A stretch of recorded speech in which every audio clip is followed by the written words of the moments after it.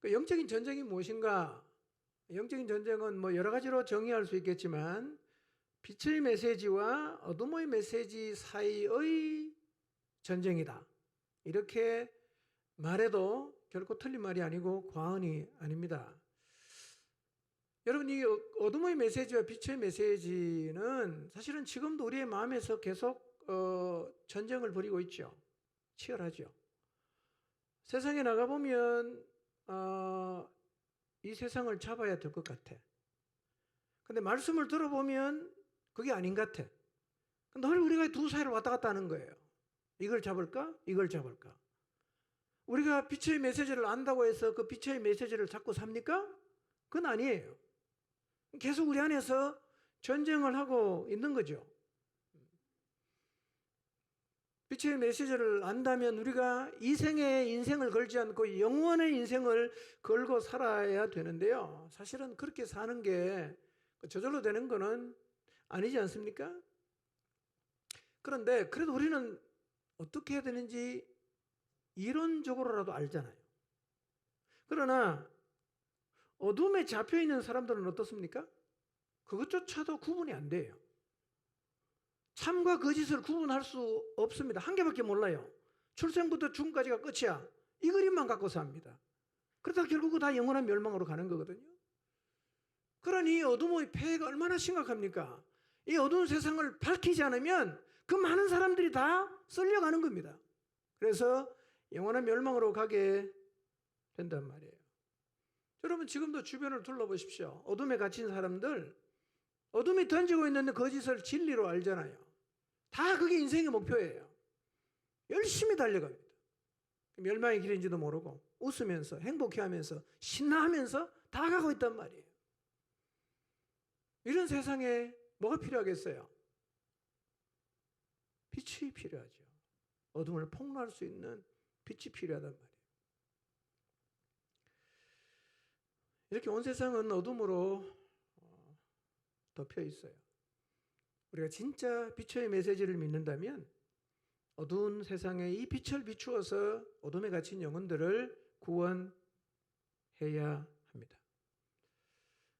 그런데 문제가 있어요. 여러분, 어두운 세상을 빛으로 밝히는 일이 만만치 않다는 거예요. 만만치 않아요.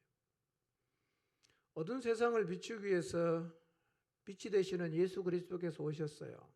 그리고 어둠을 향해서 그분이 빛을 비추셨어요. 근데 예상치 못한 반응이 나타났습니다. 자, 요한복음 1장 3절에서 5절을 보겠습니다. 읽겠습니다. 시작.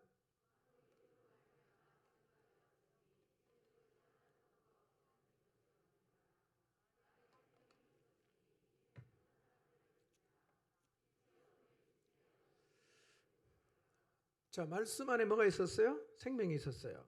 이 생명이 사람들에게 뭐가 됐죠? 빛이 됐어요. 빛이 어둠을 향해서 이렇게 비추잖아요. 비추었어요. 그럼 어떻게 돼야 돼요? 우리가 상식적으로 생각하면 어둠이 물러가야 되잖아. 그렇죠? 성경이 뭐라고 말합니까? 어둠이 깨닫지를 못하는 거예요. 이건 참 이해가 안 되는 거예요. 빛이 갔는데 어둠이 깨닫지 못할 수는 없거든요. 근데 성경에 보니까 빛이 어둠에 비쳤는데 어둠이 깨닫지를 못했다고 얘기를 하고 있습니다. 선뜻 이해가 되지 않는 일이 일어났어요. 자, 요한복음 1장 9절에서 11절을 보겠습니다. 읽겠습니다. 시작. 참빛 곧 세상에 와서 각 사람에게 비추는 빛이 있었나니 그가 세상에 계셨으며 세상은 그로 말미암아 지은 바 되었으되 세상이 그를 알지 못하였고 자기 땅에 오매 자기 백성이 영접하지 아니하였으나 자, 참 빛이 세상에 왔어요. 그리고 뭐 합니까? 각 사람에게 비추고 있어요. 그 빛이 10절에 보니까 세상에 계셨어요. 그리고 세상은 그로 말미암아 지은 바 되었어요. 그런데 세상이 그를 알지 못해요. 자기 땅에 찾아왔는데 자기 백성이 영접하지도 않았어요. 이상한 일 아닙니까? 빛이 왔는데 거부합니다. 빛이 왔는데 온 줄도 몰라요.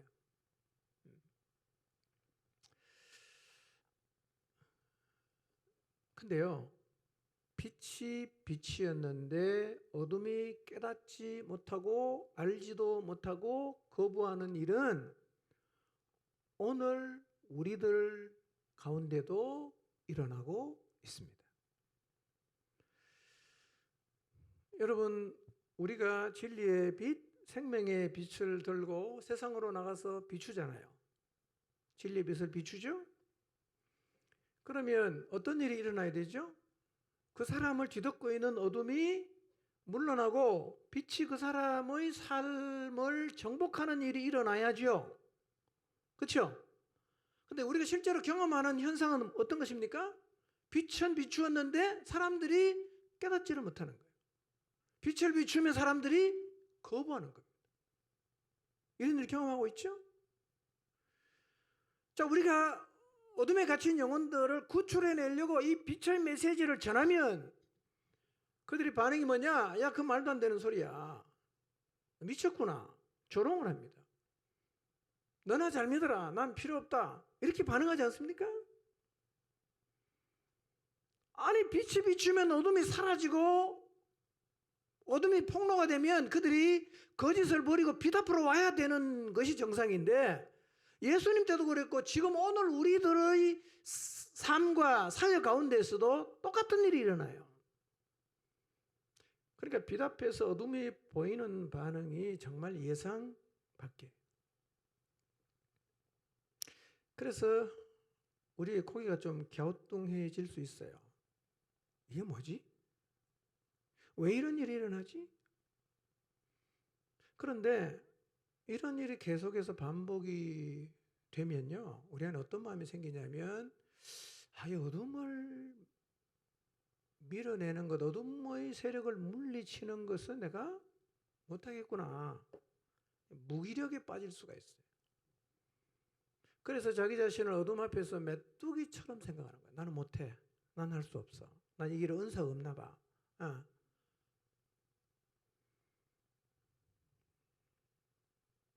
여러분, 전도이 빛을 사람들에게 전했을 때 사람들의 반응이 시원찮고 혹은 거부를 당하고 혹은 욕을 얻어먹고 조롱을 당했다.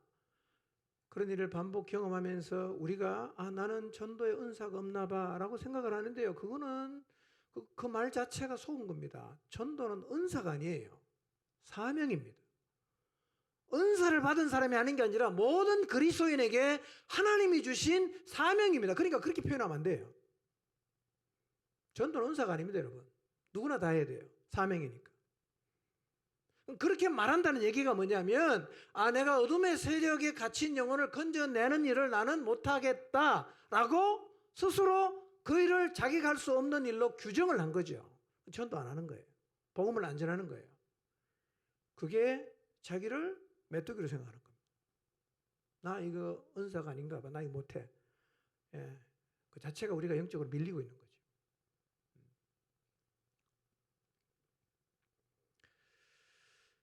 지금도요, 빛의 메시지를 들고 나가서 전하기만 하면 그 사람을 듣고 있는 어둠이 다 밀려나고 그 빛을 받아들일 것이라는 단순한 생각을 하고 계실 수가 있는데요. 근데 여러분, 이 어둠을 밀어낸다, 어둠을 물리친다는 게 간단한 일이 아니에요.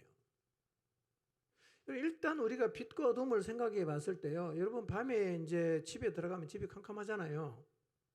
그럼 뭘 켜죠? 스위치를 다 켜잖아. 어떤 일이 벌어집니까? 어둠이 싹 물러가죠. 물러가죠.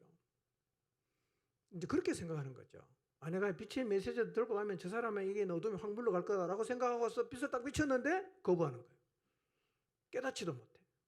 그건 우리가 좀 당황하는데요.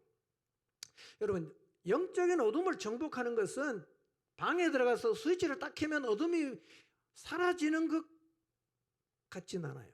그렇게는 안 돼요. 이 어둠과의 싸움이 여러분 간단하지 않은데요. 이 어둠과 이 싸움은 때로는 빛을 전하는 사람이 순교의 잔을 마시게도 해요. 만만치 않다는 얘기죠.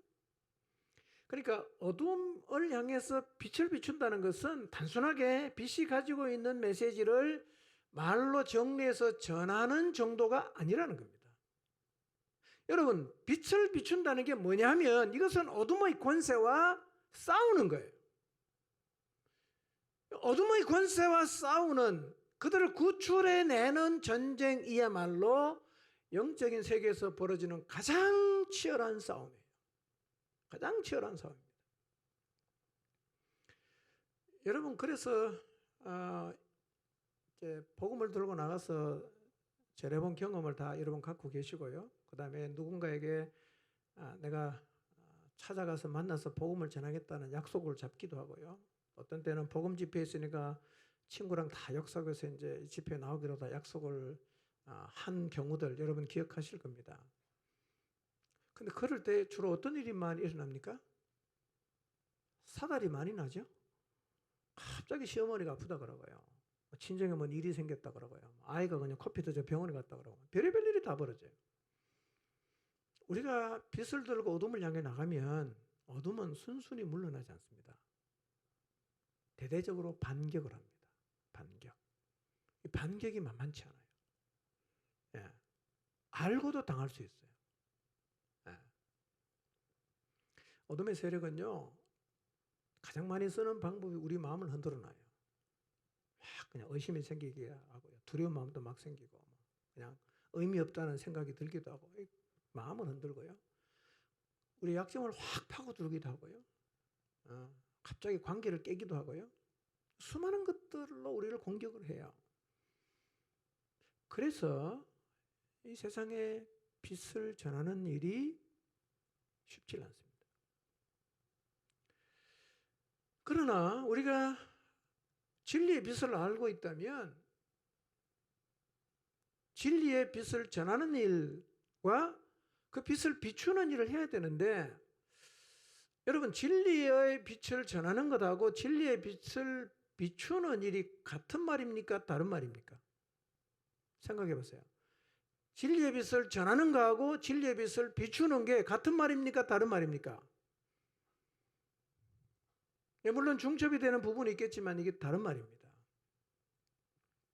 빛을 전한다는 의미는 뭐냐? 개인적으로 만나서 혹은 공중 앞에서 구체적으로 빛을 선포하는 겁니다. 이게 전하는 거죠. 그럼 빛을 비춘다는 것은 뭡니까? 직접적으로 만나서 빛의 메시지를 전하지 않아도 그를 빛 앞에 노출시키는 것을 빛을 비춘다라고 말을 하는 거죠. 여러분, 그래서 빛을 전하는 일을 해야 되지만 이 빛을 전하는 일을 하기 전에 지속적으로 빛을 비추는 일이 필요합니다. 빛을 비추어야 돼요. 이런 일이 사실은 일상에서 일어나야 됩니다. 빛을 비추는 일이 일상에서 일어나야 됩니다. 그러니까 빛을 비추는 일이 일상에서 계속 일어나면요, 어느 순간부터 사람들이 빛 앞으로 나오는 일이 이어지게 돼 있어요. 비추면 나오는 게 굉장히 쉬워지죠. 오늘은 제가 빛을 전하는 영역 말고요, 빛을 비추는 영역에 대해서 좀 말씀을 상고하도록 하겠습니다.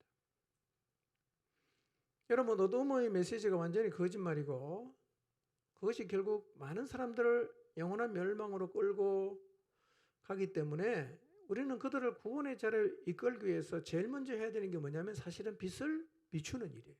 비추는 일. 자, 그러면 여러분 한번 생각해 보십시오. 이 세상에 빛을 비춘다는 의미가 뭘까요? 전한다는 의미는 다 아시겠죠? 들고 가서 전해주면 그 전하는 거죠.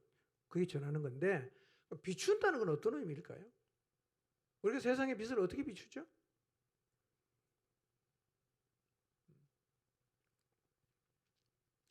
세상의 빛을 비추어라. 뭐 하라는 말일까요? 어떻게 하라는 말일까요? 나름대로 한번 생각을 해보십시오. 세상의 빛을 비춘다. 무슨 의미죠? 뭐 하라는 얘기죠? 자, 정리되셨습니까? 네.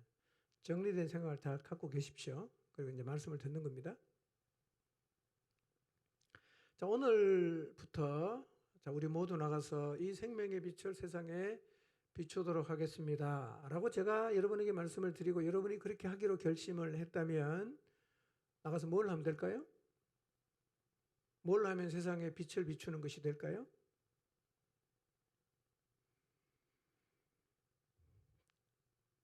자, 마태복음 4장 13절에서 16절을 한번 보겠습니다. 읽어봅니다. 시작. 나사렛을 떠나 스불론과 납달리 지경 해변에 있는 가버나움에 가서 사시니 이는 선지자 이사야를 통하여 하신 말씀을 이루려 하심이라. 일러서되 스불론 땅과 납달리 땅과 요단강 저편 해변 길과 이방의 갈릴리여, 흑암에 앉은 백성이 큰 빛을 보았고 사망의 땅과 그늘에 앉은 자들에게 빛이 비추었도다 하였느니라. 자, 이 말씀을 제가 그 배경을 잠깐 설명하면요, 누가복음 4장 1절부터 보면 사단이 예수님을 시험하고 예수님이 말씀으로 마귀를 물리칩니다. 그 다음에 요한이 잡혔다는 소식을 예수님이 들으시고 갈릴리로 물러나셨다가 그 다음에 이제 스불론과 납달리 지경 해변에 있는 가버나움으로 오신 거예요. 이제 여기 살고 계십니다. 근데 예수님이 스불론과 납달리 지경 해변에 있는 가버나움에서 사셨는데 이걸 가지고 14절부터 보면 뭐라고 얘기하느냐면 주님이 스불론과 납달리 지경 해변에 있는 가버나움에서 사신 것은 선지자 이사야를 통해서 하신 예언을 이루려 하십니다 라고 얘기하고 있어요. 그럼 이사야가 뭔 예언했냐? 이사야 9장 1절과 2절에 보면 이런 말씀이 있어요. 스불론 땅과 납달리 땅과 요단강 저편 해변길과 이방의 갈릴리여, 흑암에 앉은 백성이 큰 빛을 보았고 사망의 땅과 그늘에 앉은 자들에게 빛이 비추었도다 라는 말씀이 있는데 이 말씀이 이루어졌다는 거예요. 그러니까 예수님이 지금 가버나움에 살고 계시죠. 그러면 그게 뭘 이루는 거라고요? 흑암에 앉은 백성이 큰 빛을 보고 사망의 땅과 그늘에 앉은 자들에게 빛이 비추었도다라는 말씀이 성취가 되었다는 말이거든요. 그럼 다시 말하면 예수님은 가버나움에서 지금 뭐라고 했어요? 빛을 비추고 있는 거예요. 가버나움에서. 그래서 주님이 가버나움에서 사시는 것이 이사야의 그 예언이 성취된 것이라고 성경이 말을 하고 있어요. 여러분 생각해 보세요. 그냥 예수님께서 스불론과 납달리 지경 해변에서 살았어요. 그런데 성경은 무슨 예언의 성취라고 말씀하고 있냐면 흑암에 앉은 백성이 큰 빛을 보았다. 사망의 땅과 그늘에 앉은 자들에게 빛이 비추었다. 이렇게 얘기해요. 이거 성취했다가 말하고 있거든요. 무슨 말이죠 이게? 빛이 비추었다는 게 무슨 뜻일까요? 여러분 가버나움 사람이 예수님이 그 동네 살았는데 뭘 봤기에 예수님을 통해서 빛을 보았다 이렇게 말할까요? 자, 여러분 예수님이 가버나움에 사실 때 그 모세가 하나님을 만나고 이렇게 회막에 있다가 나와서 보니 얼굴에 뭐가 나죠? 시내산에서 내려오니까 광채가 났죠. 그래서 모세는 자기 얼굴에 이 광채가 나는 걸 몰랐어요. 사람들이 모세를 못 쳐다보는 거예요. 나중에 모세가 알고 어떻게 합니까? 회막에 들어가면 벗고 나올 때는 수건으로 얼굴 가리죠. 그러면 예수님께서 가버나움에 사셨을 때 얼굴에서 모세보다 훨씬 더 강한 빛이 나타났나요? 그런가요? 그런 말 성경에 없죠? 그건 아니에요.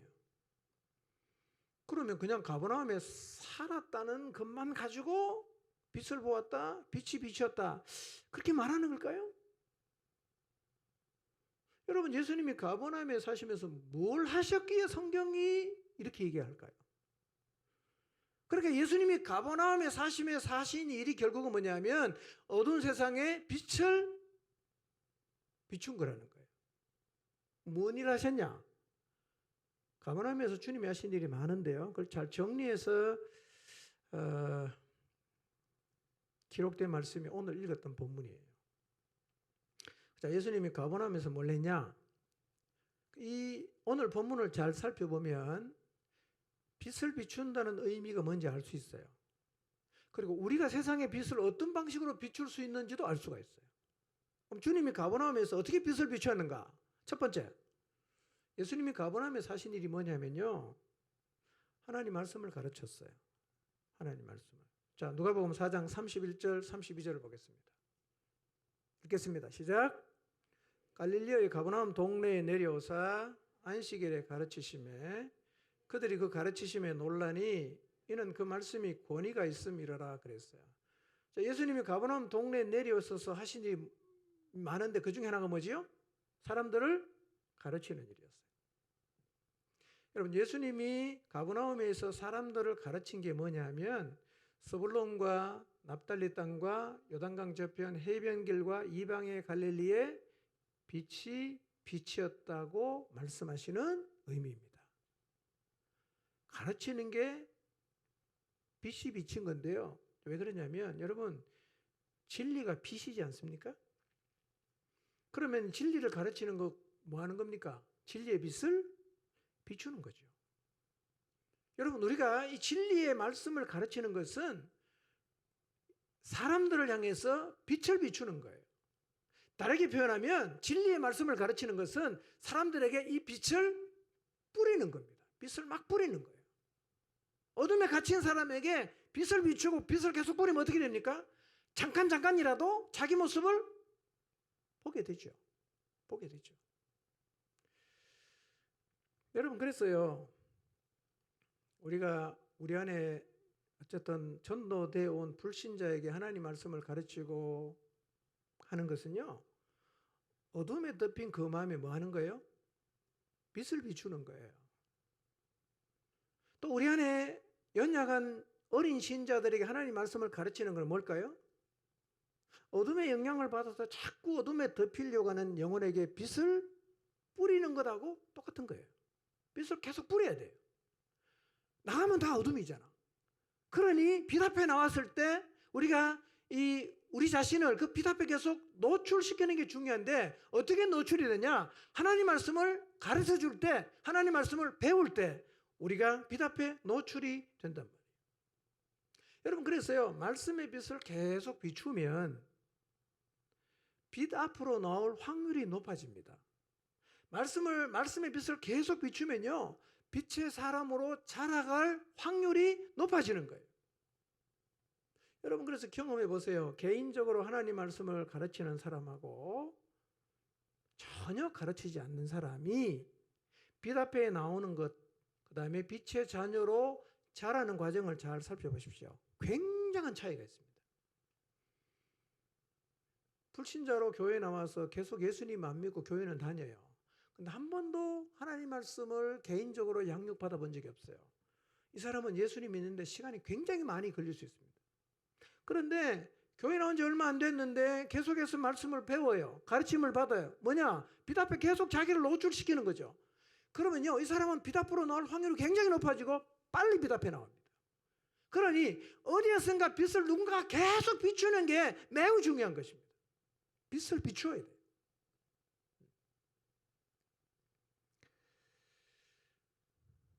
최근에도 개인적으로 만나서 말씀의 빛을 계속 비추면서요, 빛 대신 예수 그리스도를 받아들이는 일들이 목장에서 일어나고 있거든요. 근데 이렇게 되는 건 당연하지요. 그래서 교회는요, 이 생명의 빛, 말씀의 빛을 비추는 일을 계속하고 있어야 합니다. 만약에 여러분이요, 하나님 말씀을 가르친 일을 쉬고 있다. 뭘 쉬는 것입니까? 빛 비추는 일을 쉬고 있는 겁니다. 빛 뿌리는 일을 쉬고 있는 거죠. 다시 시작하셔야 됩니다. 우리 계속, 이런 표현 어떨지 모르겠습니다만 빛으로 샤워를 계속해야 돼요. 자꾸 어둠이 묻어나기 때문에. 어둠이 묻어나면 헷갈리잖아요. 어둠이 자꾸 우리의 마음에 많이 붙으면 우리가 이생만을 추구하게 되잖아요. 그 빛 앞에 계속 우리 자신을 노출시켜야 됩니다. 그게 뭐냐? 하나님 말씀을 가르치는 겁니다. 말씀의 빛을 계속 비추어주는 것입니다. 저도 이 말씀 묵상하면서요, 이 하나님 말씀을 가르친다는 것이 얼마나 중요한 일인가, 얼마나 의미가 있는 일인가 라는 사실에 굉장히 도전을 받아요. 말씀을 가르친다는 거, 어떤 이론을 가르치는 것, 훨씬 그 이상입니다. 예. 한 가지 더 생각해 봐야 될 게 있어요. 주님이 사람들에게 말씀을 가르치셨을 때요, 사람들이 놀랬어요. 이유가 뭐죠? 32절을 보시면 이렇게 말합니다. 이는 그 말씀이 뭐가 있어요? 권위가 있다는 거예요. 다른 사람이 가르치는 것하고 뭔가 좀 달랐어요. 굉장히 권위가 있었어요. 이 권위라는 말은 엑소시아라는 말인데요. 똑같은 단어가 36개로 또 나오거든요. 36개 한번 볼까요? 읽어보겠습니다. 시작. 다 놀라 서로 말하여 이르되 이 어떠한 말씀인고 권위와 능력으로 더러운 귀신을 명함에 나가는도다. 여기서 말하는 권위라는 말이 32절에 나와 있는 권위와 똑같은 단어입니다. 개역 성경에서는 이 단어를요, 권세로 번역을 했어요. 권세. 예. 주님이 가르치는 말씀에는 권세가 있었다. 이 얘기거든요. 그러니까 가르치는 것도 중요하지만 권세 있게, 권위 있게 가르치는 것도 굉장히 중요합니다. 예. 자, 그러면 예수님의 가르침에는 권위가 있었는데 우리의 가르침에도 권위가 있을 수 있을까요? 한번 생각해 보십시오. 우리의 가르침에도 권위가 있을 수 있을까요? 예, 있습니다. 주님의 가르침이면 권위가 있고 그분 가시고 나면 이제 누가 합니까? 우리가 해야 되는데. 똑같이 우리도 권위 있는 가르침을 가르칠 수가 있어요. 성경에 그런 사람들이 많아요. 어떻게 하면 권위 있게 가르칠 수가 있는가? 뒤에 가서 제가 말씀드리겠습니다. 분명한 사실은 우리도 권세 있는 가르침을 가르칠 수가 있다는 겁니다. 사실은 빛을 비추려고 하면 두 가지가 필요하죠. 일단은 가르치는 게 중요하고요. 거기다 하나 더해져야 되는 게 뭐냐? 권세 있게 가르칠 수 있다면 이것은 사람들의 마음속에 빛을 계속해서 비추는 것입니다. 계속해서 비추는 것입니다. 여러분, 빛이 계속 비추면요, 왔다 갔다 하면서도 어떤 일이 벌어질 수 있어요? 빛 앞에 노출될 수 있고 잠깐이라도 그 빛 앞에서 어둠에 숨겨지고 속고 있는 자신의 모습을 볼 수가 있어요. 왔다 갔다 하면서 볼 수 있어요. 그러니까 누군가가 빛을 계속해서 비춰주는 것은 굉장히 중요한 것입니다. 자, 두 번째, 예수님 가버나움에서 뭘 하셨냐? 주님이 가버나움에 사신 일이 이제 어두운 세상에 빛을 비추신 일인데요. 둘째로 예수님이 하신 일이 뭐냐면 귀신을 쫓아내셨어요. 가버나움에서 귀신을 쫓아내셨어요. 33절에서 36절과 41절인데요. 읽지는 않겠습니다. 가버나움 회당에서 더러운 귀신 들린 사람이 있었어요. 그리고 예수님께서 그를 꾸짖으시고 잠잠하고 그 사람에게서 나오라고 하셨는데 귀신이 그 사람을 무리 중에 넘어뜨리고 나갔어요. 말씀만 했어요. 두들겨 팬다거나 뭐 묶어놓고 막 물리력을 행사 전혀 안 하고요. 그 말씀으로만 하셨어요. 36절 그 말씀이죠. 이 어떠한 말씀이기에 권위와 능력으로 더러운 귀신에게 명함에 나가는도다. 사람들 깜짝 놀란 거예요. 동일하게 오늘날도 이 말씀의 능력이 있기 때문에 우리가 귀신을 향해서 말씀으로 명하면 귀신이 쫓겨나는 겁니다. 아멘? 똑같습니다. 똑같아요. 말씀의 능력이 있어요. 주님이 가버나움에서 귀신을 쫓아냈는데 사람들 보고 깜짝 놀랐거든요. 이 일을 주님이 가버나움에서 하셨습니다. 물론 다른 동네에서도 많이 하셨지만 가버나움에서도 일을 하셨어요. 여러분, 그때나 지금이나 귀신 들린 사람은 많습니다. 예수님 때도 많았지만 요즘도 참 많아요. 여러분, 점집이 몇 개나 되는지 아십니까? 대한민국에? 깜짝 놀랐는데요. 숫자는 잊어먹었어요. 와, 그만큼 많은가? 놀랐는데 숫자는 까먹었어요. 인터넷 사진 금방 나옵니다. 제가 흥이 어디 가보니까요, 그 뒷동네 한 집 건너 한 집이 점집이 돼요. 한 집 건너 한 집이 점집. 이 말은 뭐냐? 어둠의 세력이 사람들을 사로잡고 있다는 거 보여주는 것이고요. 또 하나 더, 귀신을 쫓아낸 걸 보니까 빛은 결국 어둠을 이긴다는 거예요. 빛은 어둠을 이겨요. 이걸 단편적으로 보여준 것이 주님께서 귀신을 쫓아내신 것입니다. 그러니까 귀신을 쫓아내는 것은 사람들로 하여금 저 교회라는 데가 그냥 가서 주일날만 책 들고 가서 한번 앉았다 오는 데가 아니구나라는 것을 느끼게 하는 거예요. 어렴풋이 빛이 비치는 거죠. 저기 뭐가 있긴 있나 보다. 저 함부로 하면 안 되겠다. 이게요, 이런 일이 하나씩 벌어질 때마다 사람들의 마음속에 뭐가 비칩니까? 진리의 빛이 비치는 거예요. 교회는 영적인 힘을 가지고요, 예수님처럼 귀신 들린 자들에게서 귀신을 쫓아내고 어둠에서 풀어 해방시키는 일들을 오늘날도 하고 있어야 하는데, 이게 뭐냐? 세상에 빛을 비춘다는 의미입니다. 예수님 그렇게 하셨어요. 주님이 가버나움에 사십니다. 가만히 집에서 앉아서 그냥 식사하시고 묵상하시고 주무시고 밖에 한 번도 안 나왔다. 그럼 어떻게 빛을 비추겠어요? 근데 그 동네 사시면서 주님이 빛을 비추었고 이사야 선지자의 예언을 이루었단 말이에요. 뭘 했냐? 뭘 보여줬냐? 말씀 가르쳤어요. 두 번째는 귀신 쫓아냈어요. 그걸 보면서 사람들이 아하, 저분이 하나님의 아들일 수도 있겠다. 어떤 사람은 저분이 하나님의 아들이구나 라고 믿었단 말이에요. 그게 뭐냐? 빛을 비춘 거라는 얘기입니다. 세 번째, 예수님께서 가버나움에 사신 일이 있어요. 뭐냐? 많은 사람들의 병을 고쳤어요. 많은 사람들의 병을 고쳤습니다. 누가복음 4장 38절에서 40절 읽지 않겠습니다. 눈으로 한번 읽어보십시오. 가버나움에 가서 예수님이 병을 고쳤는데 제일 먼저 시몬의 장모의 병을 고쳤어요. 베드로의 아내가 누군지 아십니까? 아십니까? 아는 사람 아무도 없어요. 학자들도 모릅니다. 이 사람인가 저 사람인가 추측은 하지만 누군지 몰라요. 저는 베드로가 장가 갔냐 안 갔냐 그것도 잘 모르겠는데 장모가 있는 걸 보니까 확실히 가긴 갔나 봐요. 예. 그 장모가 열병에 걸렸어요. 학자들은 말합니다. 아마 그 상습적인 열병이었을 것으로 생각을 합니다. 주님이 그 장모의 병을 고치셨어요. 그 다음에 40절에 보니까 해질 무렵에 사람들이 온갖 병자를 다 데리고 나왔을 때 주님이 일일이 다 손을 얹어 기도하시고 고쳐주셨어요. 이게 뭐냐? 어두운 세상에 빛을 비추는 것입니다. 여러분, 귀신을 쫓아낸다, 질병을 치유한다, 이것은 교회가 무슨 점집이나 혹은 무당처럼 돼야 된다는 말도 아니고요. 병을 고친다는 건 교회가 병원을 차리겠다 그런 의미도 절대로 아닙니다. 사람들이 진리를 너무 무시하잖아요. 진리의 빛을 비추면 거부하잖아요. 깨닫지도 못하잖아요. 비난하잖아요. 핍박하잖아요. 그때 이 진리가 사실이라는 실체를 보여주는 것입니다.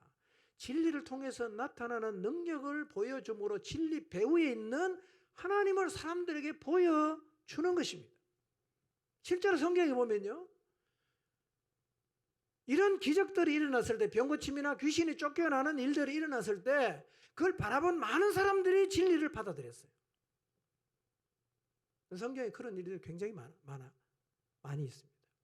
몇 개 한번 찾아볼까요? 요한복음 7장 31절입니다. 읽어보겠습니다. 시작.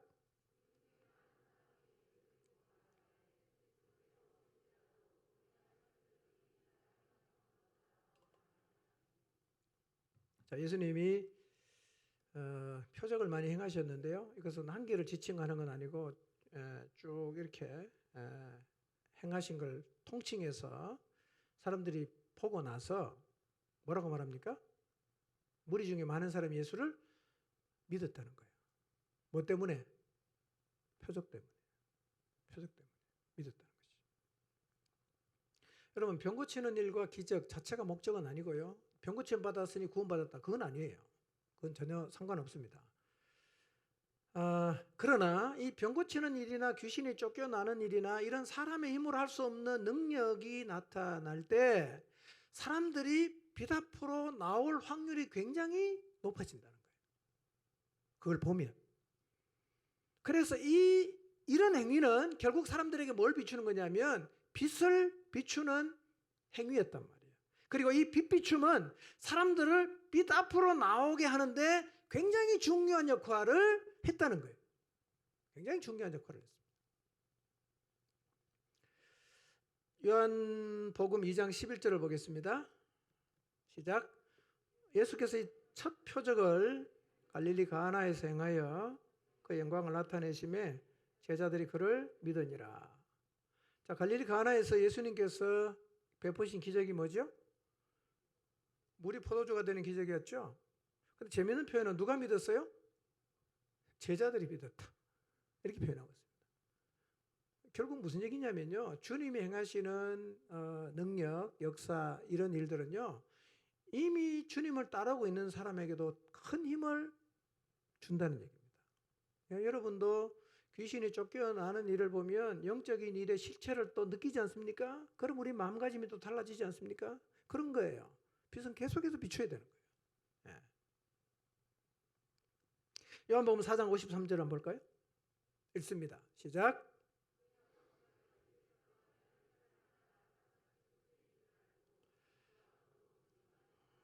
예, 가버나움에서 왕의 신하의 아들입니다. 좀 복잡하죠? 잘 생각해 보십시오.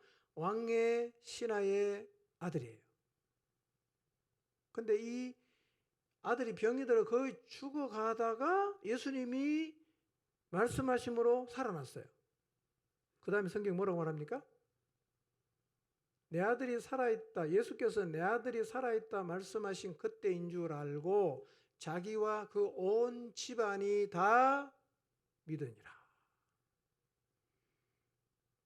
이 빛이 비추잖아요.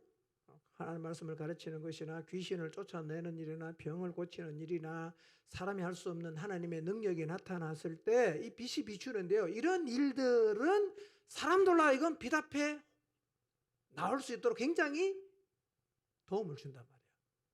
집안이 다 믿었죠. 뭐 이런 일은 오늘도 있죠. 가족 중에 한 명이 병이 들어서 거의 다 죽어가는데 기도해서 나았어요. 가족이 다 하나님께 나옵니다. 그러니까 이런 일들은 뭐 하는 거냐면 이 어두운 세상에 빛을 비추는 거예요. 하나님이 안 계시다고 부정하지 못하게 하는 거예요. 하나님이 안 계신다면 어떻게 저런 일이 일어나지? 뭔가 있는 것 같다. 뭔가 빛을 향해서 한번 마음을 여는 거죠. 이런 일이 계속 반복되면요. 빛 앞으로 나오는 일이 훨씬 쉬워지고 빛 앞으로 나오는 사람이 많아집니다. 성경이 증언하고 있어요. 자, 사도행전 9장 42절 한 절만 더 봅시다. 시작. 예, 요바에 살고 있던 다비다가 죽었을 때 사람들이 룻다에 있는 베드로를 초대해서 그 집에 와서 베드로가 기도했을 때 살아났어요. 죽은 사람이 살아났어요. 성경이 뭐라고 말합니까? 많은 사람이 주를 믿더라 이렇게 말하잖아요. 많은 사람이 주를 믿더라. 그러니까 이런 기적들, 하나님의 일하심, 병고침, 귀신이 쫓겨나 자유를 얻는 이런 일들은요, 그 자체가 사람을 구원하는 건 아니에요. 그러나 그들을 어디에 노출시킵니까? 빛 앞에 노출시킵니다. 그게 빛 비춘다는 의미입니다. 예. 여러분 우리 교회 이 앞에도 옆에도 뒤에도 되면 거의 밤 12시까지 그 외등 켜놓고 빛을 비추죠? 계속 비추잖아. 끄기 전까지는. 사실은요, 오늘날 이 세상에 그렇게 빛을 비추는 데가 많아야 됩니다. 다 불 꺼져 있다. 더 깜깜해지지 않겠어요? 이 빛을 계속 비춰야 된단 말입니다. 우리가 비춰야 되고 교회가 비춰야죠. 자, 그런데 예수님께서 이 세 가지 일을 통해서 가버나움에서 빛을 비추심으로 이사야의 예언을 성취하셨는데요. 그런데 예루살렘 교회가 예수님과 똑같은 방식으로 세상에 빛을 비추었어요. 똑같은 방식입니다. 예루살렘 교회도요, 말씀을 가르치는 일이 있었어요. 자, 사도행전 2장 42절을 보겠습니다. 읽습니다. 시작. 그들이 사도의 가르침을 받아 서로 교제하고 떡을 떼며 오로지 기도하기를 힘쓰니라. 여러분, 예루살렘 교회 사도들도 뭘 열심히 합니까? 하나님 말씀을 가르치는 일을 열심히 했습니다. 그리고 오순절에 베드로와 11사도가 한 설교는요, 어둠에 갇힌 사람들이 자기의 실체를 보게 했어요. 마음이 많이 찔렸어요. 그리고 회개하는 자리로 이끌었습니다. 가르치는 일이 있었어요. 여러분 꼭 기억하십시오. 가르치는 일이 뭐 하는 거라고요? 빛 비추는 거예요. 계속해야 됩니다. 불신자에게도 해야 되지만 어린 신자에게도 계속해야 됩니다. 왜냐하면 계속 어둠에 노출되어 있는 시간이 많기 때문에 사실은 빛으로 샤워를 계속해야 됩니다. 계속 비춰야 돼요. 여기 오면 화내야 됩니다. 자기의 실체를 자기가 지금 거짓말을 쏟고 있는 거 다 볼 수 있어야 됩니다. 그리고 예루살렘 교회 안에서 똑같이 예수님이 가버나움에 사셨던 일이 일어나는데 병 고치는 일과 귀신 쫓아내는 일도 동일하게 일어났어요. 사도행전 5장 12절에서 16절입니다. 읽지 않겠습니다. 자, 예루살렘 교회에서도요, 사도들을 통해서 민간의 표적과 기사가 많이 일어났습니다. 믿는 사람이 한 마음이 되어서 솔로몬 행각에 모입니다. 그리고 다른 사람들은 감히 그 사람들과 어울리려고 할 수가 없었습니다. 그런데도 백성들은 어울리지는 않았지만 나가서 다 칭찬합니다. 그 다음 성경 이렇게 말합니다. 믿는 남녀의 수효가 날로 늘어납니다. 왜 그럴까요? 빛 앞에 계속 노출되어 있다 보니까 어느 순간 빛 앞으로 나오는 거죠. 그리고 사람들은 심지어는 병든 사람들을 거리로 메고 나가서 침상이나 요에 눕혀놓고 베드로가 지나갈 때 제발 이 환자에게 그림자라도 좀 비춰서면 좋겠다. 그러는 마음으로 이 병든 사람을 다 길가로 메고 나오는 일이 있었어요. 그리고 예루살렘 부근에 수많은 사람들도 모여서 병든 사람과 더러운 귀신에게 괴로움받는 사람이 나와서 다 고침을 받았다고 성경이 말씀하고 있습니다. 여러분 누가복음 10장 19절은 이렇게 말씀하거든요. 내가 너희에게 뱀과 전갈을 밟으며 원수의 모든 능력을 제어할 권능을 주었으니 너희를 해칠 자가 결코 없으리라. 이 사실 믿으시죠? 뱀과 전갈을 밟고 원수의 모든 능력을 제어할 권능을 주었습니다. 우리도 귀신 쫓아낼 수 있지요. 여러분 이렇게 예루살렘 교회는 세상에 빛을 비추는 일을 계속했고 빛 앞에 노출된 사람이 점점 많아지면서 많은 사람들이 빛 앞으로 나오게 되었어요. 여러분 생각해 보세요. 예루살렘 교회는 주께로 나오는 사람이 계속 많았잖아요. 그렇죠? 그 주께로 나오는 사람이 많았던 배후에 뭐가 있었을까요? 예루살렘 교회가 뭘 계속했다? 빛을 계속 비췄다는 얘기죠. 모든 교회가 다 그러지 않은 거 여러분 아시죠? 여러분 성경에도 보세요. 라디게 교회 같은 경우는 이런 일이 안 일어나잖아요. 도리어 책망받잖아요. 그러니까 모든 교회가 다 그런 게 아니라 빛 앞으로 나오는 사람이 계속 이어지는 교회는 어떤 교회냐? 빛을 계속 비추는 교회입니다, 여러분. 직접적으로 복음을 전하기 전에 이 생명의 빛을 하나님이 살아계신다, 하나님을 부정할 수 없는 그런 이 진리의 빛을 계속해서 비추는 교회는요, 그 노출된 사람이 많아질 것이고, 그러면 빛 앞으로 나오는 사람이 점점 많아지게 되어 있습니다. 여러분 빛을 비추는 교회는 이런 일이 오늘날도 동일하게 일어난다는 사실을 믿으시기 바랍니다. 똑같습니다, 여러분. 교회가 어떤 곳이 되어야 합니까? 교회는 세상에 빛을 비추는 곳이 되어야 합니다. 계속 비춰야 되는 거예요. 여러분 빛 비추는 교회 되기를 사모하시기를 바랍니다. 예수님처럼, 예루살렘 교회처럼. 자, 그럼 어떻게 하면 권위 있는 가르침이 나올 수 있을까요? 어떻게 하면 귀신 쫓아내는 일을 할 수가 있을까요? 어떻게 하면 병 고치는 일과 같은 역사가 나타날 수 있을까요? 여러분 예루살렘 교회 안에서 이런 일이 다 나타났잖아요. 그렇죠? 세 가지가 다 나타났어요. 가르치는 일, 귀신 쫓아내는 일, 병자를 고치는 일. 사도행전 3장에도 보면 나면서 안전병이 된 40년 동안 안전병으로 살았던 사람 고치지 않았습니까? 그런 일이 일어났어요. 이 원동력이 뭘까? 왜 예루살렘 교회 안에서는 이런 일이 일어났을까? 그 원동력은요, 사도행전 2장을 보시면 성령 충만입니다. 성령 충만. 그러니 얼마나 우리가 성령의 충만 입기를 사모해야겠습니까?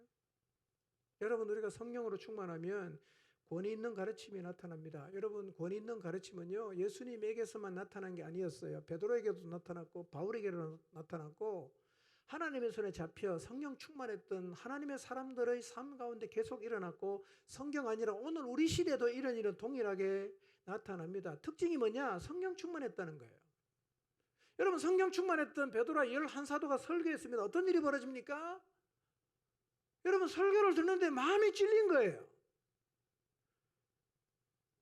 이 사람들은 50일 전에 예수를 십자가에 못 박아야 된다고 외쳤던 사람도 거기 있어요.